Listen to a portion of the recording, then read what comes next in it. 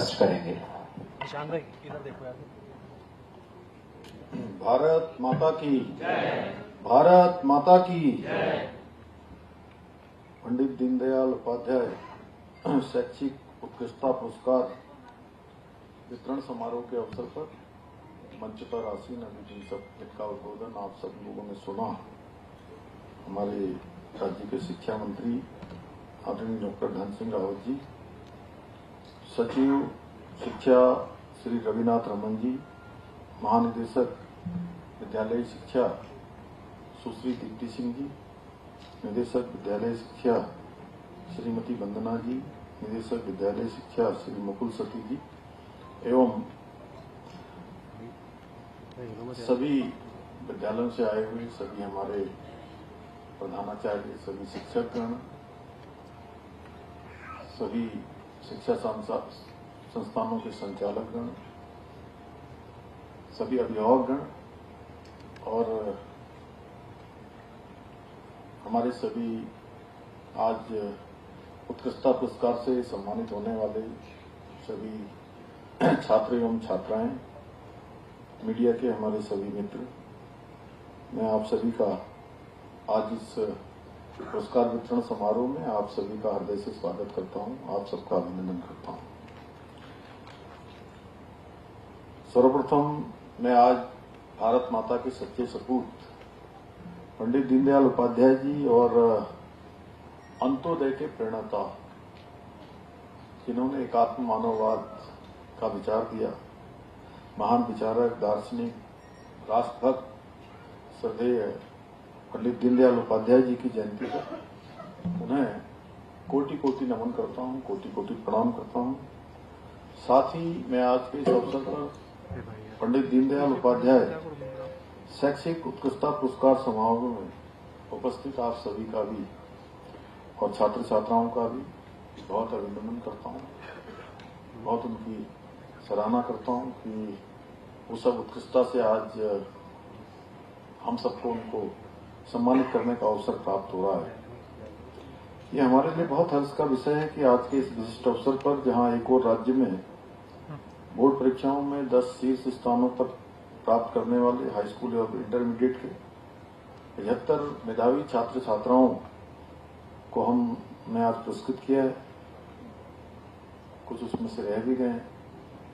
वहीं इन परीक्षाओं में उत्कृष्ट परिणाम देने वाले हमारे विद्यालयों के 3 प्रधानाचार्यों को भी सम्मानित करने के साथ साथ श्रेष्ठ प्रदर्शन करने वाले शीर्ष 50 विद्यालयों के प्रधानाचार्यों को भी आज के दिवस पर सम्मानित कर रहे हैं।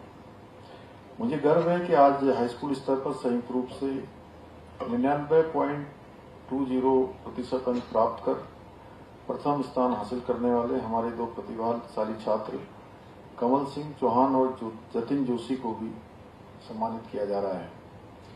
मैं आज सम्मानित होने वाले सभी मेधावी छात्र छात्राओं को हार्दिक बधाई देता हूं और आप सभी के उज्जवल भविष्य की कामना करता हूं कि आने वाले समय में आप इसी प्रकार उत्तरोत्तर प्रगति करते रहें, अपने माता पिता का, गुरुजनों का, विद्यालय का, अपने गांव का, मोहल्ले का, शहर का, जिले का और राज्य का नाम रोशन करते हुए एक दिन देश का नाम रोशन कराएं। ये मेरी आप सबको शुभकामनाएं हैं।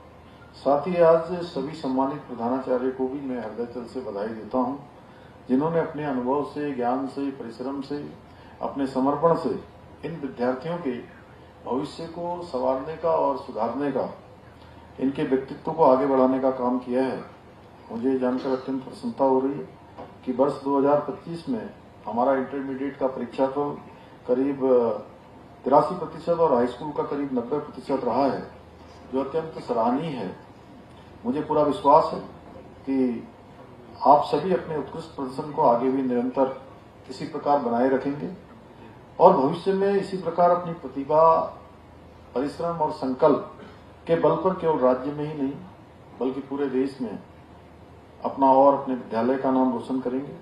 भाइयों बहनों, श्रद्धेय पंडित दीनदयाल उपाध्याय जी एक बहुआयामी व्यक्तित्व के धनी थे।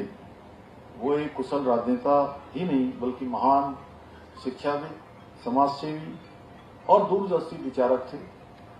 उनका मानना था कि शिक्षा केवल किताबी ज्ञान तक सीमित नहीं है, बल्कि उसमें राष्ट्र प्रेम, नैतिक मूल्य, सामाजिक समरसता और व्यावहारिकता का समावेश अनिवार्य रूप से होना चाहिए। वे कहा करते थे कि शिक्षित समाज ही एक सशक्त राष्ट्र का आधार है। इसी उद्देश्य को ध्यान में रखकर आदरणीय प्रधानमंत्री श्री नरेंद्र मोदी जी ने देश में नई शिक्षा नीति को लागू किया और शिक्षा व्यवस्था को और आधुनिक, व्यवहारिक और गुणवत्ता युक्त बनाने की दिशा में ऐसे ऐतिहासिक कदम उठाया।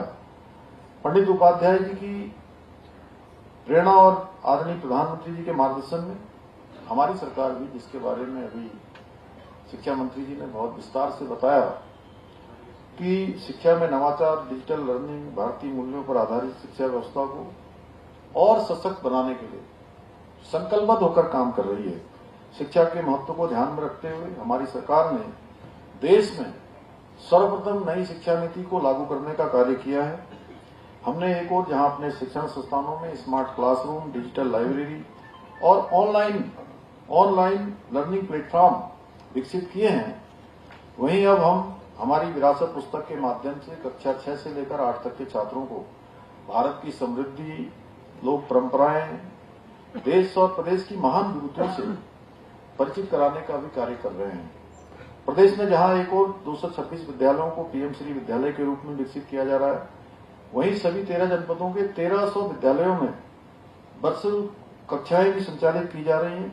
साथ ही राज्य में दूरस्थ क्षेत्रों तक बच्चों को ऑनलाइन शिक्षा उपलब्ध कराने हेतु 5 पीएमई विद्या चैनल भी संचालित किए जा रहे हैं। हमारी सरकार ने जहां एक और बच्चों के समग्र विकास हेतु बाल वाटिकाओं जैसे अभिनव पहल की शुरुआत की है, वहीं क्वालिटी एजुकेशन सुनिश्चित करने के लिए सभी सरकारी विद्यालयों में एनसीईआरटी की पुस्तकें अनिवार्य रूप से लागू की गई हैं। इसके साथ ही हम राज्य के सभी राजकीय और सहायता प्राप्त विद्यालयों में कक्षा 1 से लेकर कक्षा 12 तक सभी विद्यार्थियों को निःशुल्क पाठ्य पुस्तकें भी उपलब्ध करा रहे हैं। इसके अलावा उत्तराखंड के सरकारी और अशासकीय स्कूलों के 6वीं से 12वीं तक के मेधावी छात्र छात्राओं को मुख्यमंत्री मेधावी छात्र प्रोत्साहन छात्रवृत्ति योजना के माध्यम से प्रत्येक माह छात्रवृत्ति भी प्रदान करने का हमने प्रावधान किया है। इतना ही नहीं, राज्य के बच्चों के व्यक्तित्व के विकास से प्रत्येक विकासखंड के 10वीं और 12वीं के बच्चों को यहीं से हमने पिछले वर्ष मैंने शिक्षा मंत्री जी ने और शिक्षा विभाग की पूरी टीम ने यहीं से उस दल को भी रवाना किया था शैक्षिक भ्रमण पर भेजने का। यह भी नवाचार हम कर रहे हैं। इसके अतिरिक्त उत्तराखंड देश का पहला राज्य है जहां बुनियादी शिक्षा के लिए राज्य पाठ्य चर्चा रूपरेखा तैयार की गई है। यही नहीं, विद्यालयों में विद्यार्थियों की रचनात्मकता को बढ़ावा देने के लिए बस्ता रहित दिवस को भी पाठ्य चर्चा में शामिल किया गया है।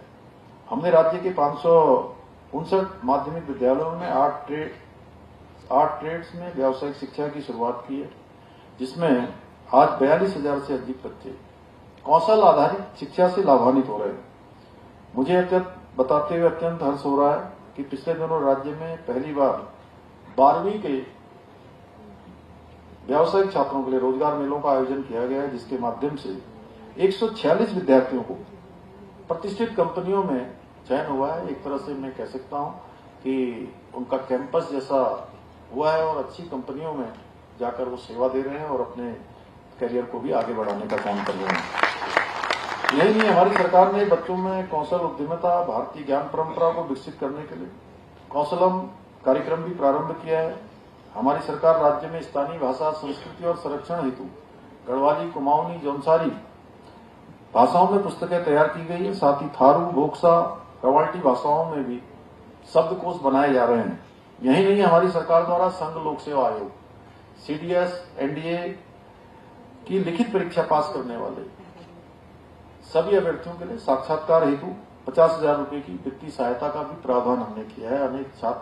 अनेक अभ्यर्थी इसका लाभ लेकर विभिन्न सेवाओं में चयन भी उनका हो रहा है। इसके अतिरिक्त हमने राज्य में शिक्षकों को उपयुक्त वातावरण और साधन उपलब्ध कराने का भी प्रयास किया है। साथ ही हम शिक्षकों के प्रशिक्षण और कौशल विकास के लिए भी हमने विशेष योजनाएं प्रारंभ की हैं, जिससे वो आधुनिक समय की चुनौतियों का सामना कर सकें और विद्यार्थियों को उच्च गुणवत्ता की शिक्षा भी प्रदान कर सकें। भाइयों बहनों, हमने राज्य में नकल माफियाओं पर अंकुश लगाने के लिए देश का सबसे सख्त नकल विरोधी कानून भी लागू किया है और जिसका परिणाम है कि पिछले 4 वर्षों में सारी भर्ती परीक्षाएं पारदर्शिता के साथ संपन्न हुई हैं और उसी का परिणाम है कि 4 वर्षों में 25,000 हम अभ्यर्थियों को उनको सरकारी नौकरी प्रदान करने में हमको सफलता प्राप्त हुई है। और आप सबने देखा होगा इन भर्ती परीक्षाओं में सामान्य से सामान्य परिवारों के बेटे बेटियों को चयन का अवसर मिला है। ऐसे अभ्यर्थी जो पिछले कई सालों से परीक्षाओं में बैठ रहे थे लेकिन उनका चयन नहीं होता था।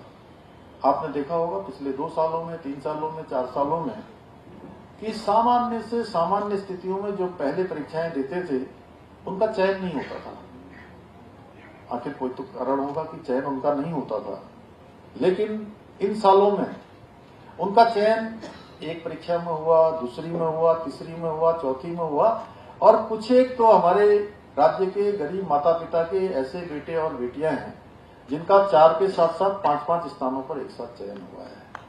ये भर्ती परीक्षाओं में जो पारदर्शिता की गई उसी का परिणाम है। और हमने 2022-23 में नकल का कानून लागू किया और इस नकल का कानून लागू होने के पश्चात हमने 100 से भी अधिक नकल माफियाओं को जेल की सलाखों के पीछे पहुंचाने का काम किया। परंतु मैं आज आप सबके सामने कहना चाहता हूं कि हमारे यहाँ शिक्षक भी हैं, ऐसा मंच हम कुछ एक सैकड़ों लोग यहाँ पर हैं, लेकिन मुझे लगता है कि पूरे प्रदेश के प्रतिनिधि यहाँ पर हैं। एक साथ धन सिंह जी, एक साथ ये ऐसा समन्वय है, ये पूरे राज्य का प्रतिनिधित्व करने वाले यहाँ जहाँ पर हमारे शिक्षकगण हैं, हमारे अभिभावकगण हैं और जो भविष्य के हमारे कर्णधार हैं, हमारे बच्चे, हमारे छात्र छात्राएं, वह भी इसमें है। क्योंकि हमारे शिक्षक जो अपनी शिक्षा दे रहे हैं, अभिभावकगण जो अपने बच्चों को अच्छे संस्कार और शिक्षा देने के लिए प्रेरित कर रहे हैं, उनके लिए अपने को लगा रहे हैं, वह भी यहाँ है। और ऐसे कर्णधार जिनको देश के विभिन्न सेवाओं में जाना है, अनेक सरकारी नौकरियों का उनके दिल में सपना होगा, उनके अरमान होंगे, उनका संकल्प होगा, वो भी यहाँ पर है। इसलिए मैं कहना चाहता हूं कि एक पारदर्शिता के साथ